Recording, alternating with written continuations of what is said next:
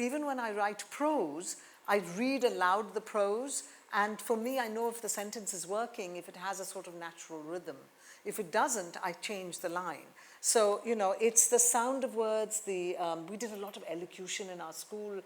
My friends will attest to that. We did a lot of, do you remember Mrs. Prabhu in economics class? Sister Dolores is one. Sister Dolores instructed us in elocution, but we had economics class where I don't know whether she was bored with economics or whether she thought it would be entertaining, but I would come to class and she'd say, Shobha, will you read aloud? And so I should read aloud. We were always using voice and words. But what was it? I do credit the love of words to school, where we were introduced to books that were way beyond our level, but we were told to write down at least every page we read or every chapter we read, we had to write down words we didn't know the meaning of, and then we would have these pop quizzes where they would test you, and if we needed to know how to spell it, and we needed to know the memory of it. So when did I first start writing? As she says, she remembers 6.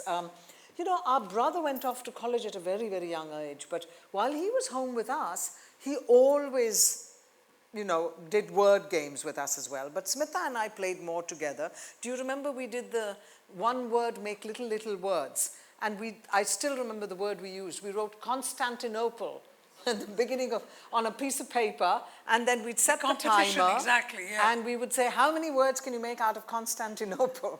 I still remember that was the word we used. It was that word, So we did a lot of word-related things, and I'm sure we're not unique. I'm sure all of our, you know, our friends here or people of our generation in India. But no, I mean, in fact, even talking about words, because as we said, we used to go on long car journeys, and I don't know if any of you know this New York Times game called Wordle. Do any of you know it? Yeah. So, well, guess what? In my opinion, my father invented it. And I promise you, truth, we would go on these long car journeys, right, and Dad would gleefully, with a gleam in his eye, say, okay, I've thought of the word. It's a 5-letter word. No pen, no paper. And we had to guess. We had 20 chances, and we had to guess the word. And so we would say, for example, M, and he'd say yes. But unlike Wordle, he wouldn't tell us where it was placed in that word.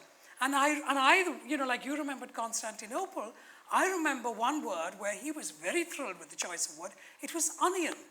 We got the O, we got the I, we got the N, but we didn't realize there were two N's. And this is it, you see. So it was like, and we finally gave up, and then he looked at it and said, onion. Oh, damn it. Right. So, you know, we did a lot of words. It was all about words and playing with words. And then Scrabble.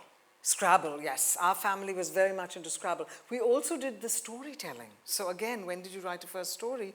The storytelling where, Shashi was always the boss though, he would start the story and then stop in a crucial spot, and then we would have to continue on. And then the second person would stop, and then the third would say it, and we'd gather our building friends and tell those stories. Do you remember that? Yeah, so I think it's also the power of imagination, right? Yeah. Which is, and you like writing, because I did the cat on the mat or whatever it was I was asked to do with you.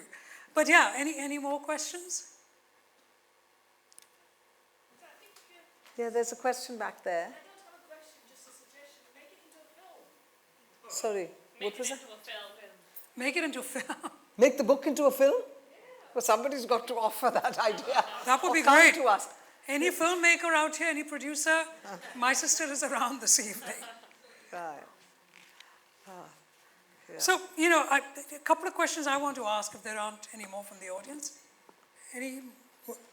Any more questions? No, I don't know if there is anyone in the audience who wants to write. And I'm wondering, which might be a very big question, or who's finding it difficult to write and has this need and ambition to write.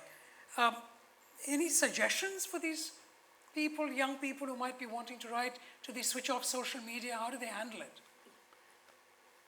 Well, I mean, I think talking friend to friend, I would say, first, turn that little switch in your head that says you don't have anything interesting to say, which many of us women are the most critical of ourselves. We don't think we have anything to say. And for a long time, while I was working, raising the children, etc., I mean, some of these poems I'd written before, some of these stories I had thought of before, but I never ever felt that it really needed sharing, or that I could share, or that I had anything to offer. So I had to sort of, at some point after they all left home and went off to college or went away or whatever it is, I had to sit down and tell myself that you know, I stopped my work outside the home about 14 years ago. And I first started out with voiceover work because that's something I always enjoyed doing, and I used to coach. My children were speakers and won all kinds of speaking awards and things like that, and I used to coach, and so I always loved it, and I thought, well, I want to do it for myself. And so my son helped set up a little home studio for me, and I thought, this is something I can do even when I'm old in my pajamas, because it's just audio. I wasn't doing video stuff, and I started doing that, and I was getting a lot of, you know, attention and interest and all of it. And then I thought, well, you know, maybe I can write some of these stories, and publishers seemed interested, and so that's how it began. So first I would say, you know, don't have that kind of self-doubt. We all have stories to tell. We're all storytellers. You know, even the word mythology is essentially a collection of stories. You know, the old Greek mythology, you know, mythos is story, and storytelling, bringing the stories together is part of our universal DNA. All of us have stories to tell, all of us want to do it. Now, writing and discipline, I find that I have a lot of things I want to talk about. I don't have the time to do it because unfortunately I had a whole life before I started becoming a writer, and I haven't been able to sort of divorce myself from that life, which is a life of mother, grandmother, you know, domestic, cook, chef, you know, all of those things. And so I'm still involved with all of that, and therefore I don't always have enough time. So disciplining yourself to make the time to do what you need to do is the other thing. And then when I talk to children, now they've changed the light. When I talk to children, though, I tell them, read, read, and read. I'm a huge reader. I'm sure all of us are. Reading really does help because it's it sparks new ideas. It shows you sometimes when you read, and I read a lot of adult stuff as well, not just children's books. I get, you know, new ways of looking at things. So reading is crucial to writing. Ayushi, you had a question? Yeah, I was wondering, what's your favorite book? Or like, what's a book that you read like back in the day when you were growing up and you were So like, back in the day when I was growing up, every time people ask, I say Gerald Durrell's My Family and Other Animals, which we read in school, it was delightful. I'm not a very funny storyteller, and he was just delightfully funny. But what was also interesting is that I learned a lot of words from that book. For whatever reason, I didn't know pusillanimous until I read it in that book. And I even today remember that I read it in that book, because in those days we read it actually in school. Gerald Durrell's My Family and Other Animals, but it was a delightful read. It was one, I don't know if it was sort of extracurricular reading or whether it was something that was taught, but I know that we were told we'd get extra marks or something if we learned some new words out of it. And so I remember writing down words to learn that I didn't know before, that I'd never encountered. And pusillanimous is something that I learned from Gerald Durrell's My Family and Other Animals, so I can quote that. But I mean, I like all sorts of books. And the thing is, you know, if you've read a really good book right now, that's the one you remember. So I can't really tell you what's my favorite book. No, that's the thing. I mean, Yeah. I have a couple of I friends love here writing, from my reading book group, poetry as well. and Yeah. we often talk about, you know, what does that mean, favorite book? Yeah. There's just so many books that we have read, and you know, in the age that we are at, that it's hard. But I suppose if you look back on books, it's also about whether you remember. You know, I may have read, I don't know how many books I read in a year. I'm just going to make it up. Let's say 20 books in 1 year.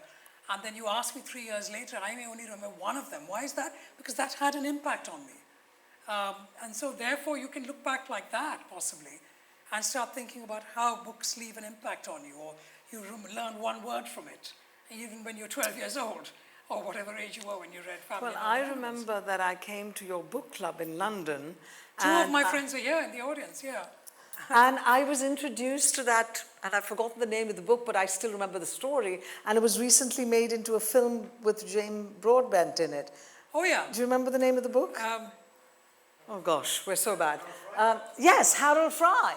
And it was I hadn't heard of it until she told me about the book, and I still remember all the details of the book, and it was absolutely delightful. So, you know, different books come into your life that way. Absolutely. Yeah. So, The Remarkable Story of Harold Fry or something the like that. unusual pilgrimage of Harold Fry. What was it called? The Unusual Pilgrimage of Harold Fry. That's right. Yeah. So anyway, so what's next then? What's your next book? You said you kind of whisper there's another book coming. No, there's a few books Go coming. on then. What's in the cards? There's Tell us one that's more. already in the illustration stage, and it's another picture book. It's it's coming out. No, it still has, it'll be out this year. And then I have the words book, which will come out either end of this year or next year. The words book is particularly interesting because it's a book that has prose, poetry, and games. And we have a very sort of a clever, because it's basically a book that talks about my love of words. And it's a book for, when I presented it to HarperCollins, they asked me, is this a book for children or adults? Because they couldn't tell. So I put in the games because, you know, as a children's writer, I thought we needed to do that. But I'd like to believe, just like this is a poetry book for of kids of all ages, that the words book is also for everyone. I'll tell you about the picture book. The picture book is it's sort of a ecologically themed book in which I use trees to talk about, it's sort of a metaphor in some ways. It's an idea that we're all special in different ways, that we don't need to, whether we're big or small doesn't really matter. So that is sort of the theme of the story. But the story, it's called Sandalwood's Story. And we introduce coconut tree and banyan tree and a few other trees in the book. And it's an illustrated book, so it's a picture book. It can't be more than 32 pages, and it'll have illustrations that advance the storyline. But it does have a little bit of a message in it as well. So those are the two books that will hopefully come out this year. Great, look forward And then I'm working on some more. I'm actually writing some stuff for adults. I have a story coming out in an anthology that's set in Kerala. And then I'm trying to work on a collection of stories for adults. Great. So what we're going to do now is go downstairs. There are soft drinks and nibbles to Oh, there's a question? Yeah, please. Go for it, Nushi. No, it's Somebody something. else, right.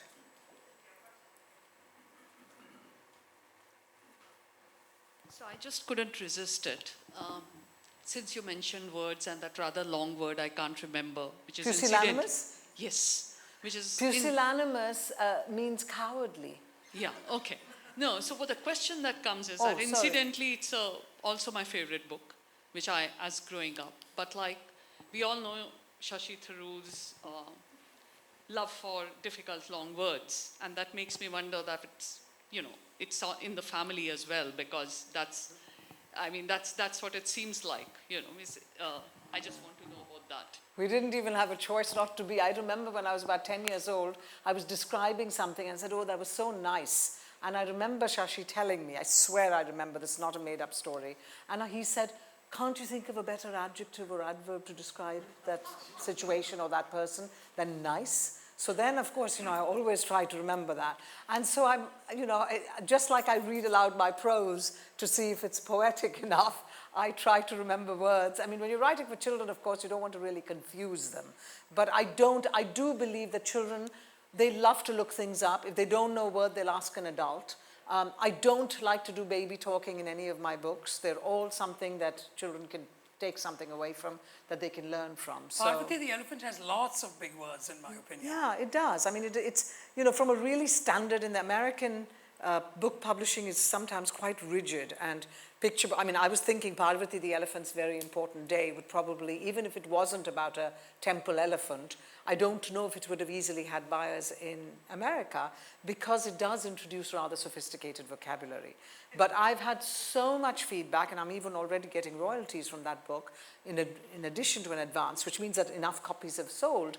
And it's because people really like it and their children want to learn. And the thing is with picture books, you know, who are the curators of picture books? It's either a parent or a school teacher or an older, you know, relative or somebody. They're the ones who pick it up. After that, the illustrations, the cover, the story is what the little child will go back and pick up and say, can you read this one to me again? But initially, I mean, it is true that parents are the curators, or the adults are the curators of these books, right? Absolutely. I know that we have... Did I answer your question? I know Nehru Centre is a stickler on time. Okay. So may I suggest, we do have copies of Good Innings, and we have very few copies of Prince with a Paintbrush on sale downstairs. except, and I apologize, it's only for those people who have cash in their back pocket, because we don't have any card machines or any of that. And Shobha is there to chat I would love with. to sign it and Sign whatever. it or chat with her. There's some soft drinks and crisps or something or the other that's down there. So shall we all go downstairs? Thank you, Shobha. Thank you. Thank you so